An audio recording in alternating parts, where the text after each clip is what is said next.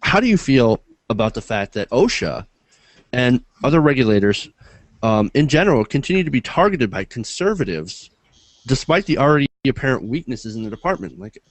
Like I had mentioned, there's only 2,000 or so both state and local, or I'm sorry, state and federal regulators servicing 7.5 million businesses.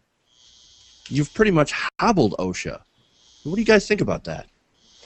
That's an insane number. That's almost, I mean, how do they expect 2,218 regulators for 7.5 million businesses?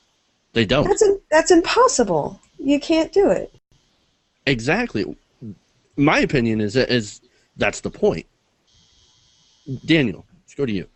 Well, it's not the only industry that the Republicans and the government defunded, including the industries that are used to regulate credit card fraud. There's one place in Texas, and they have like 10 employees throughout the entire United States. It's just, along with the IRS, for a good example, has very limited employees to do audits, and that's why a lot of corporations get away. I mean, good example, General Electric has over 500 lawyers fighting the IRS until they can divert their taxes infinitely.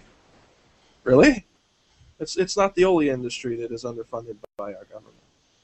Well, and that's essentially the Republican goal, is that if they don't like something, they will defund it. If they can't kill it outright, they will defund it, make it ineffective, and then point to it and say, look, government doesn't work. Look at that. Right.